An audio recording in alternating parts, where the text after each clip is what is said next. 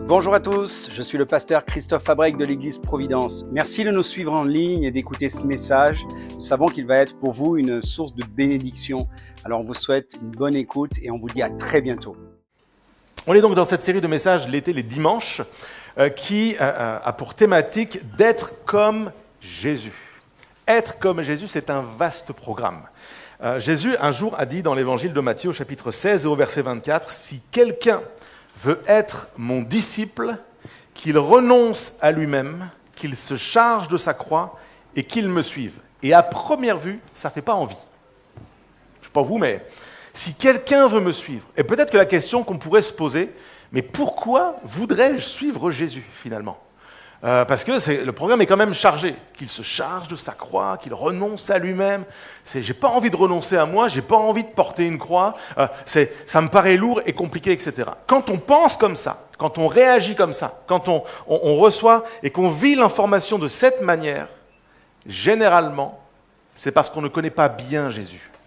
On ne le connaît pas intimement. On en a entendu parler, on a compris le personnage un peu historique, etc. Mais Jésus, il y a des gens qui voulaient le suivre parce que sa vie, qui il était en tant que personne, était tellement inspirant, tellement bénissant, que des gens voulaient le suivre. Et Jésus a fait cette déclaration, « Si quelqu'un veut me suivre », et ce n'est pas révolu encore aujourd'hui, si quelqu'un veut suivre Jésus, il peut le faire. Il y a une invitation. Et on doit comprendre que suivre Jésus n'est pas juste suivre quelqu'un, entre guillemets, qui marche sur un chemin, et puis il marche devant, il y a Jésus devant moi, puis moi je le suis, puis il va là, puis moi je vais là. Non, c'est suivre dans la vie, c'est adopter la vie de Jésus, adopter les codes de Jésus, les principes de vie de Jésus. Jésus était le modèle parfait. C'était quelqu'un de fort, puissant, doux, humble, courageux, fidèle, transparent, authentique, qui ne faisait pas de cas de sa vie, il donnait sa vie pour les autres, il servait les autres, il aimait les autres, il guérissait les autres, il donnait une direction aux autres, il consolait les autres, et je peux continuer comme ça pendant des heures. Et quand tu connais quelqu'un comme ça, c'est « Waouh, ça existe !» Et en plus, il me propose de m'équiper, de m'apprendre à être comme ça. Je veux suivre Jésus. Je veux être comme Jésus. C'est la thématique de cet été. Et j'ai écrit ceci, plus tu connais Jésus, plus tu as envie de le connaître et de lui ressembler. Et notre prière tout l'été avec l'équipe pastorale, c'est que nous ayons de plus en plus envie de ressembler à Jésus, de le connaître davantage, de marcher dans ses pas davantage. Alors la semaine dernière, je vous ai apporté un message sur la nécessité de la prière. Si vous n'étiez pas présent, vous pouvez le retrouver sur notre chaîne YouTube également, avec tous les messages de toute la série. Et l'importance de prier comme Jésus. Et j'aimerais continuer cette semaine avec un message qui a pour titre « Dans le monde, mais pas du monde ». Nous sommes dans ce monde, mais nous ne sommes pas de ce monde. C'est un enseignement que Jésus a donné. Alors pour tenter de comprendre ce que ça veut dire et puis de quoi il s'agit, je suis de la génération qui a connu la création de l'espace Schengen en 1995. Sequates Schengen. Au siècle dernier, il n'était pas évident, il n'était pas aisé de passer d'un pays d'Europe à l'autre. Est-ce qu'il y a des anciens, ici comme moi, qui sont nés au XXe siècle, qui ont connu le XXe siècle, ou suis-je le dernier des dinosaures ce matin ? Que tous les dinosaures grognent quelque part et disent « J'étais là !» Ok. 1995, grande réforme dans plusieurs pays d'Europe, libre circulation des biens, les choses, les matériels et des personnes, nous, les gens. Et on a commencé à pouvoir passer d'un pays à l'autre. Et j'ai habité, quand j'étais jeune, au siècle dernier, j'ai habité à Dunkerque. Dunkerque, c'est Toulon, mais dans le nord. C'est la Côte d'Azur belge, c'est là-haut, tout là-haut. Okay ? Et Dunkerque est la dernière grande ville avant la frontière belge, le plus au nord de la France. Et le poste frontière de la ville de Dunkerque, c'est une petite ville balnéaire magnifique, vous pouvez y passer des vacances quand vous aurez trop chaud, qui s'appelle, riez pas, Bredune. Okay ? Et à Bredune, il y a un poste frontière, il y avait un poste frontière, et pour se rendre en Belgique, nous devions passer par ce poste frontière. Il y a une époque où il fallait s'arrêter, il fallait présenter des papiers, il fallait ouvrir le coffre, il y avait des chiens qui venaient parfois renifler ce qu'il y avait, ils vérifiaient, etc., etc. Et on ne pouvait pas acheter tout ce que l'on voulait et le ramener en France. Et de la même manière, les Belges ne pouvaient pas venir comme ça et tout ramener de France en Belgique. Et donc, quand Schengen a été créé, on a pu circuler librement. C'était génial. Et puis, avec le temps, ça fait quand même 95-2025, ça fait 30 ans. On est d'accord, ça fait 30 ans. On s'est habitué à passer d'un pays à l'autre. Et les postes frontières comme celui de Bredune ont été revendus, démontés, démantelés, et certains ont été transformés en boutiques. Il y a la photo, preuve à l'appui. Aujourd'hui, le poste frontière de Bredune, et si un jour vous y allez, vous prendrez une photo, vous me l'enverrez, est devenu une boutique Léonidas. On vend du chocolat. Ok ? On passe d'un pays à l'autre extrêmement facilement. Et moi, j'étais au bénéfice de ça. J'ai pu, à l'époque, aller chercher mon essence là-haut en Belgique, c'était moins cher. On était content de pouvoir circuler comme ça. Et puis, encore une fois, avec le temps, on ne sait plus où se trouve la frontière. Je voyage un petit peu. Il y a des fois des endroits, quand tu es frontalier, notamment à la campagne, tu ne sais plus si tu es sur la route de France ou sur la route d'un autre pays d'Europe. Et c'est génial pour acheter des chocolats, de l'essence ou tout ce que vous voulez. Mais ça m'a parlé. Je me suis dit, on passe d'un pays à l'autre tellement facilement, sans poste de frontière, sans contrôle aux douanes, sans s'arrêter et sans réaliser qu'on passe d'un monde à l'autre, d'un pays à l'autre. Et je crois que dans le domaine spirituel, dans le fait de marcher avec Dieu, parfois, il peut nous arriver d'oublier qu'on passe d'un pays à l'autre. Et j'aimerais que nous puissions nous questionner ce matin avec Jésus, qu'est-ce que ça veut dire d'être dans le monde, mais ne pas être du monde. Dans quel pays, dans quel royaume je suis? Qu'est-ce que je suis appelé à vivre? Jésus était dans le monde, il a marché comme un simple homme sur cette terre il y a près de 2000 ans, mais il n'était pas de ce monde, et il nous dit, vous êtes dans le monde, vous qui êtes mes disciples et qui avez choisi de me suivre, mais vous n'êtes pas de ce monde. La question que je devrais me poser, je l'ai écrit comme ça, c'est: y a-t-il encore des frontières dans ma vie que j'identifie et que je choisis de ne pas traverser? Je vous le dis, pour le chocolat, c'est pas trop grave. Si t'en manges trop, mange-en moins. C'est tout ce que je peux te dire. Mais est-ce qu'il y a des frontières morales de vie, de principes de vie que j'identifie? Est-ce qu'il y a des choses que je m'interdis encore? Est-ce qu'il y a vraiment des postes frontières? Je sais que là, c'est un autre royaume, et là, j'y vais pas. J'y vais pas parce que j'ai choisi de ne pas y aller. Parce que je sais que là, si je vais de l'autre côté, je ne suis plus dans le royaume de Dieu. Je ne suis plus dans la mentalité, dans la vie du royaume de Dieu.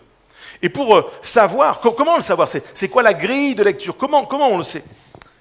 C'est assez simple. Est-ce que mes amis, mes collègues de boulot, certains membres de ma famille qui ne sont pas à Christ,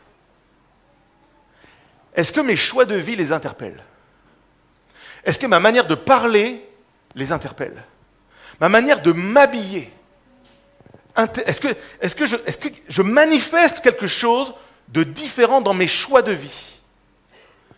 Est-ce qu'on se dit, quand on parle avec moi, quand on est avec moi, quand on est en ma présence, il est différent? Il vient d'une autre planète. Est-ce que je suis de ce royaume ou d'un autre royaume? Est-ce que je suis dans ce monde mais pas de ce monde? Et ça, c'est tout le désir de Jésus pour chaque personne qui a choisi de le suivre, et je crois qu'il y en a quelques-unes ici ce matin. Amen. Alors, on va essayer de comprendre ça, et on va ouvrir plusieurs textes dans la parole de Dieu ce matin. On va d'abord commencer dans l'évangile de Jean, au chapitre 17, pour vous donner quelques mots du contexte. Jésus est là, et il va prier à voix haute, allusion au message de la semaine dernière, il va prier à voix haute, et les gens vont entendre sa prière, et elle va être consignée ensuite, et on va la détailler, on va essayer de comprendre ce que ça veut dire. Maintenant, je vais vers toi. Il parle à Dieu, il s'adresse à Dieu. Et je dis ces paroles dans le monde, afin qu'ils aient en eux ma joie, une joie complète. Je leur ai donné ta parole, et le monde les a détestés, parce qu'ils ne sont pas du monde, tout comme moi je ne suis pas du monde. Je ne te demande pas de les retirer du monde, mais de les préserver du mal. Ils ne sont pas du monde. Il le répète encore une fois, ils ne sont pas du monde, tout comme moi, je ne suis pas du monde.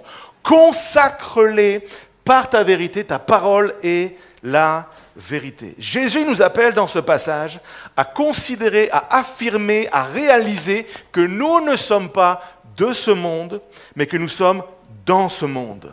Nous sommes passés d'un état à l'autre, d'un royaume à l'autre. Nous étions morts spirituellement, nous avons été ramenés à la vie avec Christ. Nous étions vides d'espoir, nous avons été remplis d'espoir. Nous étions perdus, nous avons été sauvés. Nous étions dans l'ingratitude, nous sommes maintenant des gens reconnaissants pour l'œuvre de Jésus à la croix. Nous étions secs, arides, et dans le désert, l'Esprit de Dieu a rendu la vie à nos vies.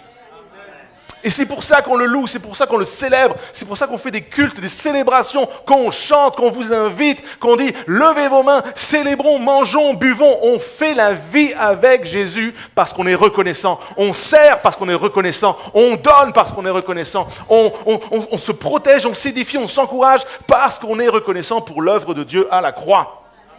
Et Jésus dit, quand ma parole, quand mes prières, quand ces réalités sont dans la vie des gens, leur joie est complète.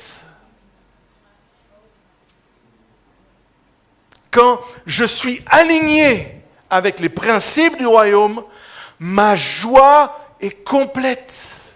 Je n'ai pas le temps ce matin, mais si je pouvais m'asseoir avec chacun d'entre vous et que je nous posais la question, est-ce que ta joie est complète? Et que de manière extrêmement honnête, tu pouvais répondre, est-ce que tu me dirais, oui, pasteur, ma joie est complète? Et si la réponse était non, ça veut peut-être dire qu'il y a des frontières que j'ai perdues de vue, espace Schengen spirituel. Je passe d'un monde à l'autre, je suis là le dimanche, pasteur, tu comprends? Oui, je te célèbre, je loue Jésus, j'adore. Et lundi, zéro différence, je parle comme tout le monde, je mange comme tout le monde, je fais comme tout le monde, je suis habillé comme tout le monde, je fais tous les débordements comme tout le monde. Il n'y a pas de différence, personne ne peut savoir. Et je ne sais pas pourquoi, mais ça ne va pas. Oh, priez pour moi, pasteur. Mais bien sûr qu'on va prier pour toi, mais on va prier que tu retrouves ce que ça veut dire les frontières. Et il y aurait plein de secteurs, plein de domaines, plein de sphères de nos vies à aborder, mais j'ai 40 minutes, donc je vais en aborder que de manière très courte, et j'ai choisi un texte particulier pour tenter de comprendre ce que ça veut dire d'être dans le monde, premièrement. Et je vous emmène dans l'évangile de Matthieu, chapitre 17, verset 24. Il est écrit ceci, donc Jésus est avec ses disciples, et lorsqu'ils arrivèrent à Capernaum, ceux qui percevaient les 2 drachmes s'adressèrent à Pierre et lui dirent « Votre maître ne paye-t-il pas les 2 drachmes, l'impôt, la taxe ?» « Oui, dit-il. » Et quand il fut entré dans la maison, Jésus le prévient et dit « Que t'en semble, Simon? Qu'est-ce que t'en penses? Les rois de la terre, de qui perçoivent-ils des tributs ou des impôts? De leurs fils ou des étrangers? » Pierre lui dit « Des étrangers. » Et Jésus lui répondit « Les fils en sont donc exempts. Mais, pour ne pas les scandaliser, va à la mer, jette l'hameçon et tire le premier poisson qui viendra, ouvre-lui la bouche et tu trouveras un stataire. Prends-le et donne-le pour moi et pour toi. » On va essayer de comprendre ce que ça veut dire. Premièrement, d'être dans le monde. Va à la mer, jette l'hameçon, tire le premier poisson qui viendra, ouvre-lui la bouche et tu trouveras un stataire. Prends-le, donne-le pour moi et pour toi. À cette époque, chaque année, les hommes au-dessus de 20 ans devaient payer une taxe, devaient payer un impôt pour l'entretien du temple, de l'Église. Et cette loi est une ancienne loi, pour ceux qui sont intéressés à l'histoire et qui aiment creuser dans la parole de Dieu. On la trouve dans le livre de l'Exode, au chapitre 30, c'est les versets 13 à 16 qui expliquent ça. Et donc, à l'époque de Jésus, on vit... c'est la loi, c'est le fonctionnement du pays, c'est comme ça que ça se passe à l'intérieur de ce royaume. Et il faut payer donc 2 drachmes par adulte, homme de plus de 20 ans. Donc, Pierre, Jésus, 2 hommes, plus de 20 ans, 2 plus 2, il y en a 6 qui suivent. Qu'est-ce qui se passe? Vous êtes nuls complètement ou pas? 2 plus 2, 4. Et il faut payer 4 drachmes. Une drachme, ça vaut combien? C'est une journée de travail. Tu prends ton bulletin de salaire, tu le divises par le nombre de jours de travail, et tu sais ce que représente pour toi une drachme. Et à l'époque, il y a un impôt qui dit qu'une fois par an, quand tu es un homme, et toutes les femmes disent « Amen, paye », ça t'apprendra. Voilà, il faut payer l'équivalent en taxe de 2 jours de travail par homme de plus de 20 ans.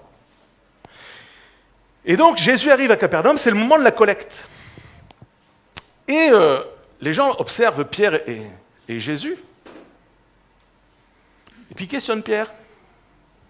Votre maître ne paye-t-il pas? Et Pierre, si, il paye. Et puis il se retrouve à la maison. Et Jésus va aller vers Pierre pour lui enseigner quelque chose. Est-ce que tu penses que les fils du roi payent l'impôt pour le roi? Ben non. C'est le temple, c'est la maison de Dieu, je suis le fils de Dieu. Devrais-je payer l'impôt? Devrais-je me soumettre aux taxes? Ben non. Mais, dit Jésus, pour ne pas scandaliser, on va payer. Ah, je savais qu'il n'y aurait pas beaucoup d'amen, mais là je suis vraiment surpris. Autre histoire, dans un autre moment, un jour on va venir questionner Jésus, on va lui poser la question plus directement. Est-ce qu'il faut payer l'impôt? Alors pas la taxe pour le temps, mais est-ce qu'il faut payer l'impôt à César? Et Jésus va dire, amenez-moi une pièce. J'ai bien envie de le faire, mais j'aurais envie de la garder, donc je ne le fais pas. Il va dire, c'est la tête de qui sur la pièce? De César. Eh bien, rendez à César ce qui appartient à César, et rendez à Dieu ce qui appartient à Dieu. Et donc d'être dans ce monde, qu'est-ce que ça veut dire?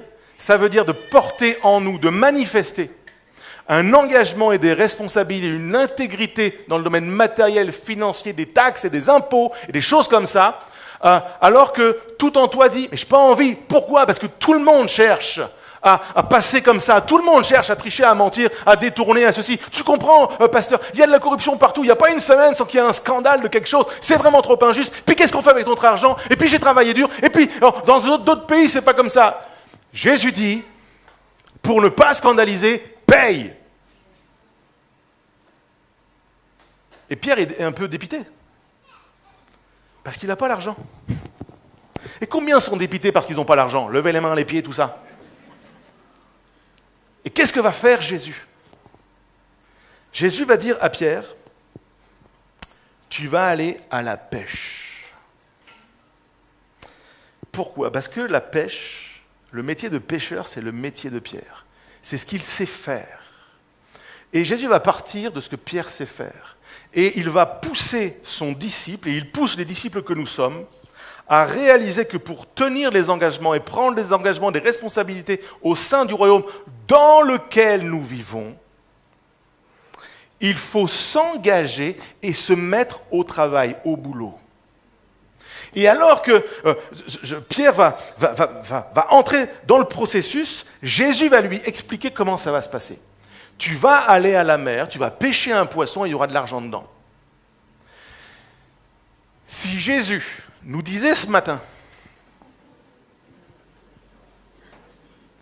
va à la mer, pêche et il y aura de l'argent dedans, je prêcherai à une salle vide ou d'incrédules.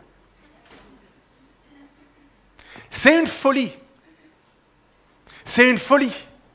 Et en fait, face aux choses qui peuvent nous paraître folles dans ce siècle, de dire, je dois prendre des responsabilités dans le royaume de France, de l'espace Schengen, de là où Dieu m'a placé, je dois contribuer, je dois participer, je dois m'engager, je ne dois pas être un objet de scandale, je dois payer.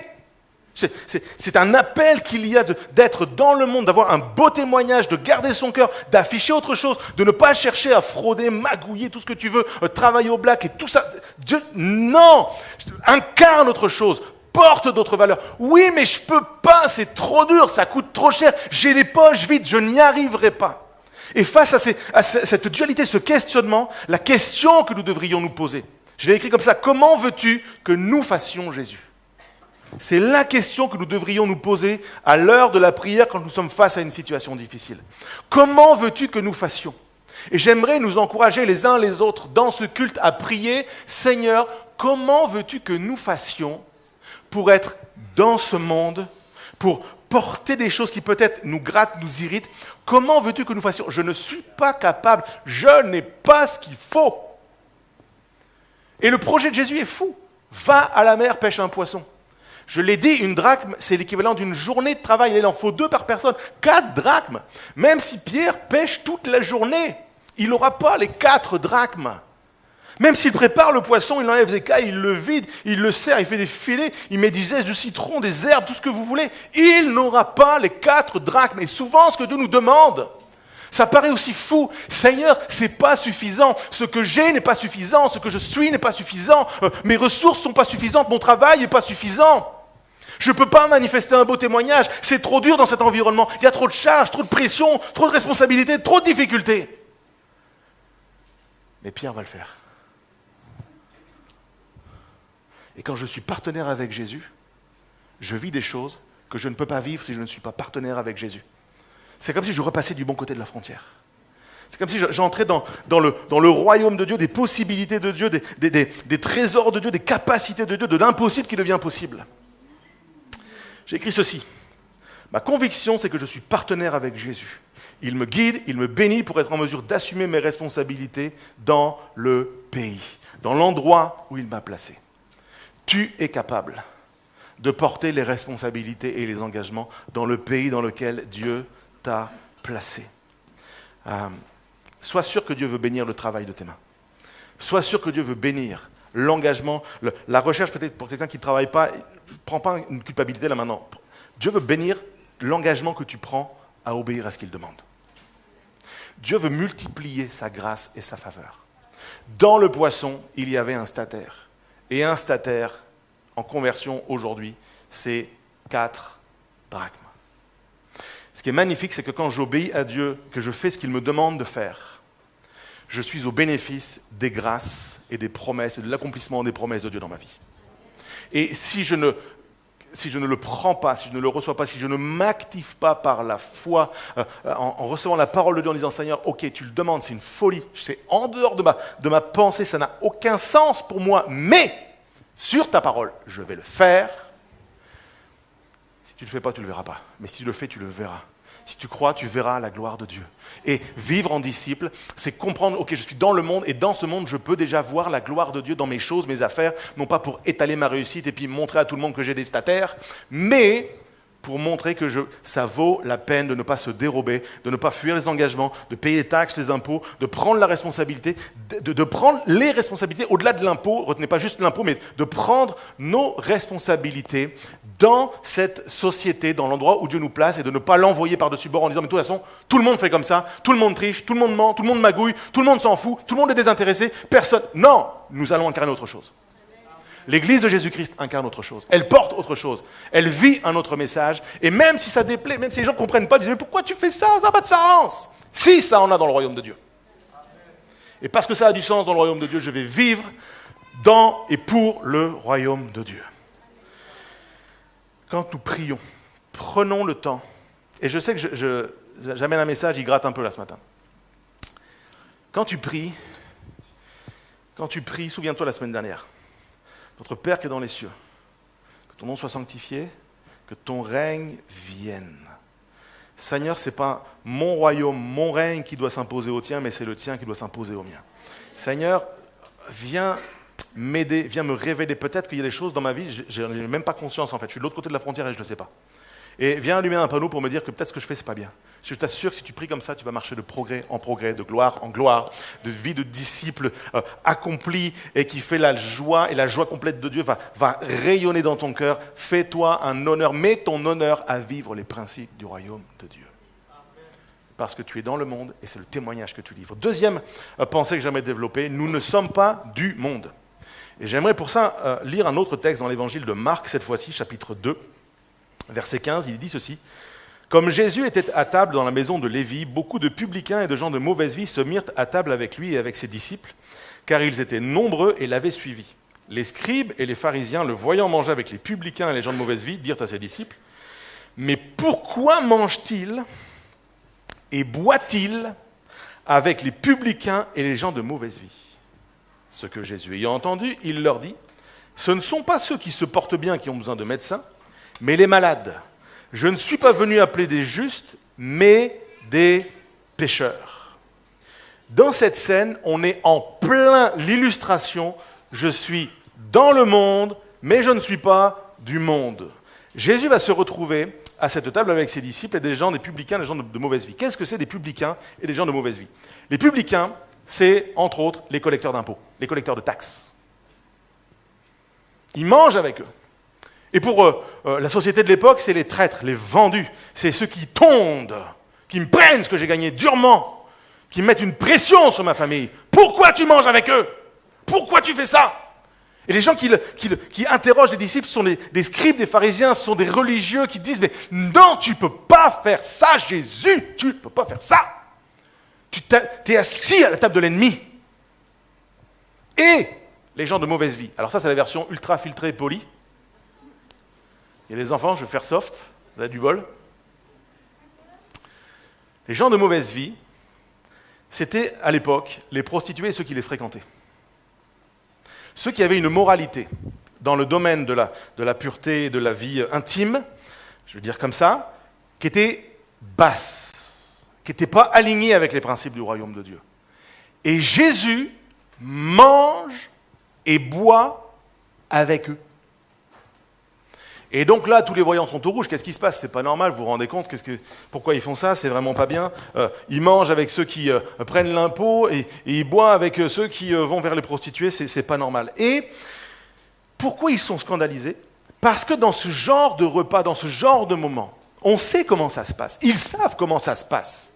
Ça mange trop, ça boit trop, ça rit à des choses pour lesquelles il ne faut pas rire, c'est une escalade qui ne s'arrête jamais, et ça finit soit en orgie, soit en drame, en catastrophe, et même parfois en meurtre. C'est de notoriété publique, et c'est exactement comme ça que Jean-Baptiste, le cousin de Jésus, est mort. Il est dans sa prison. Il a été mis au cachot parce qu'il a dénoncé quelque chose dans sa génération, parce qu'il incarnait et il vivait selon les principes du royaume.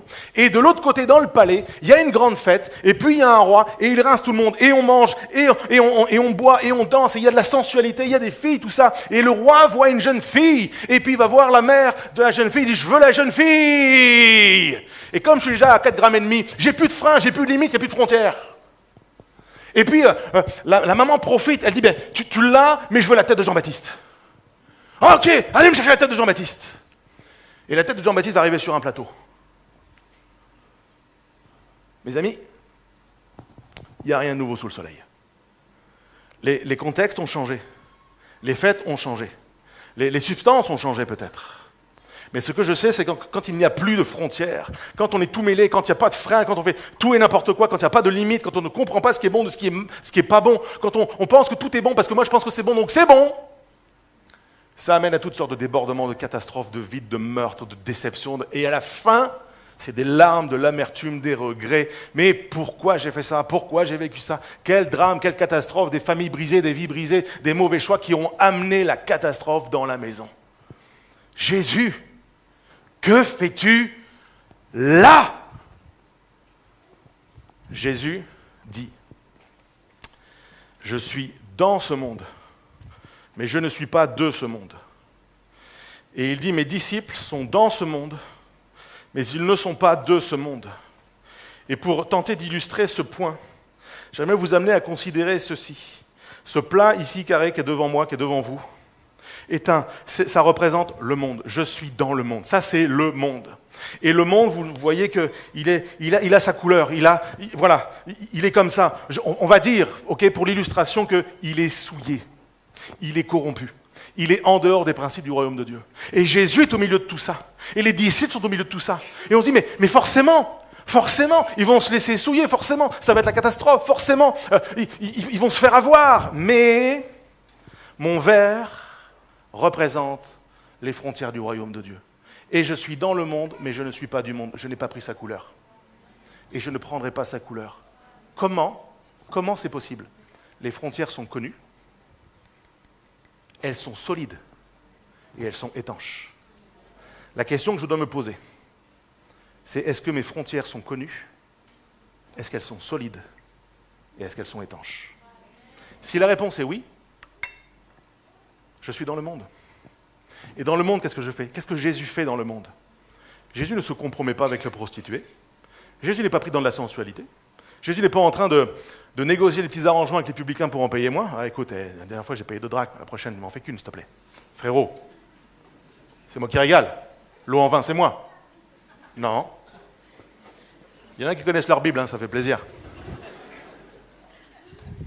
Dans le monde, mais pas du monde.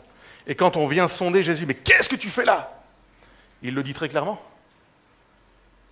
ce n'est pas les bien portants qui ont besoin de moi. Qui ont besoin de comprendre le royaume, ce sont les malades. Je ne suis pas venu appeler les justes, mais les pécheurs. Il est capable, dans cet environnement, de dire ça c'est le péché, ça c'est mal, ça c'est à l'encontre du royaume de Dieu. Et les gens sont là pour l'écouter. Et c'est lui qui va influencer l'environnement, plutôt que l'environnement qui va influencer Jésus. Le maître n'avait ni beauté ni éclat pour attirer le regard. On ne venait pas le voir parce qu'il était sapé comme jamais.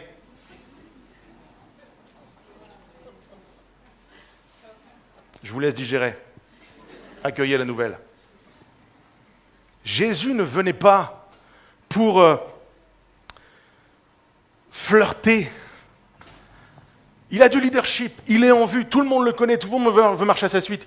Tu m'étonnes qu'il y a des gens que ça devait affoler un peu. Jésus reste droit dans ses bottes. Pourquoi ? Les frontières sont connues, elles sont solides et elles sont étanches.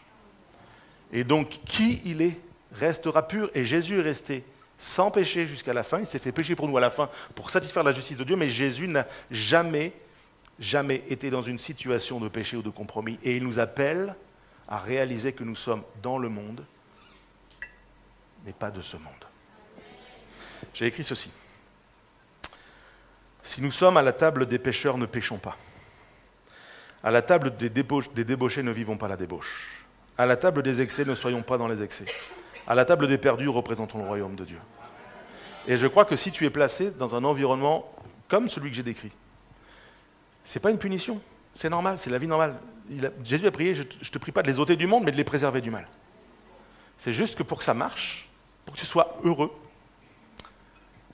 il faut que les frontières soient connues, solides et étanches. S'il n'y a pas de différence dans ma façon de vivre, il n'y a aucune chance que... je suis dilué, c'est fini, terminé. Il faut qu'il y ait une différence dans ma façon de parler, de manger, de boire, de vivre les moments, la fête, la sensualité, tout le pacte, tout ce que j'ai pu décrire. Puis il y aurait tellement de domaines, je l'ai dit, à réfléchir, à détailler. Mais même que je le ferais, forcément j'en oublierais. Et on n'est pas tous rendus au même niveau et on n'a pas tous les mêmes vies. Mais mon point est le suivant. Seigneur, je veux vivre ce que tu as enseigné dans l'évangile de Matthieu. Je veux chercher premièrement le royaume de Dieu et ta justice. Premièrement, le royaume de Dieu et ta justice. Est-ce que je suis en train de vivre le royaume de Dieu et la justice de Dieu ou pas ? Est-ce que finalement, quand je suis en dehors de ces murs, il n'y a plus de différence ? Ou est-ce que les différences sont connues ? Elles sont assumées. Je suis au clair avec ça. Jésus, je le redis, a dit, je leur ai donné ta parole et le monde les a détestés parce qu'ils ne sont pas du monde, tout comme moi je ne suis pas du monde. Il est probable, il est fort possible qu'on déteste nos choix, notre façon de vivre, qu'on ne comprenne pas les fois où on dit non, qu'on pense qu'on est des rabat-joie. J'ai écrit ceci, si les gens ont insulté et se sont moqués de Christ, il y a de grandes chances qu'ils n'apprécient pas que je me comporte comme lui. S'ils l'ont crucifié, il y a peu de chances qu'ils m'acclament, tant pis, je reste du bon côté de la frontière. Je resterai du bon côté de la frontière. Vous l'aurez compris, je l'espère, la frontière, dans ce que je vous partage, n'est pas géographique. La frontière, elle est là. La frontière est dans le fait de protéger l'œuvre de Dieu dans ma vie, le nom de Jésus dans ma vie, et qu'on puisse se moquer de moi parce que je fais comme Jésus, c'est plutôt bon signe. C'est plutôt positif. Et on ne comprend pas, mais ce n'est pas grave, je vais tenir bon, je vais rester ferme, je vais m'accrocher à Dieu. Demandez aux musiciens de revenir, j'aimerais terminer, et en méditant sur ces passages, je me souvenais de différentes situations, de différentes scènes. J'ai été pendant 12 ans pasteur de jeunesse et j'ai été jeune moi-même, je l'ai dit au siècle dernier, c'était il y a longtemps, mais j'ai été jeune et j'ai été pasteur de jeunesse. Et ce qui est particulier, c'est que quand on est pasteur de jeunes et d'ados, on essaie toujours de les enseigner par l'exemple, de leur dire, voilà, j'ai vécu ce que tu vis, je comprends ce que tu vis, et de dire, voilà, je voudrais t'encourager à ceci et cela, faire ceci, faire cela, ne pas faire ceci, ne pas faire cela, et d'expliquer à chaque fois le pourquoi. Et vous êtes dans le monde, mais vous n'êtes pas du monde. Comme tout un chacun, tous ceux qui veulent marcher avec Christ, j'ai tenté de le vivre moi aussi. Et puis, à l'époque, j'étais jeune, j'étais étudiant, et il y avait toutes sortes de soirées étudiants qui prenaient place, comme dans ce siècle, il n'y a pas grand-chose qui a changé. Et dans ces soirées, il y avait toujours beaucoup d'alcool, beaucoup de drogue, beaucoup de substances, et puis on était invités à toutes sortes de choses, de pratiques, les gars avec les filles avec les gars, ça changeait tout le temps, bref. Il n'y a rien qui a changé. il n'y a rien qui a changé. Les looks ont changé, mais il n'y a rien qui a changé en vrai.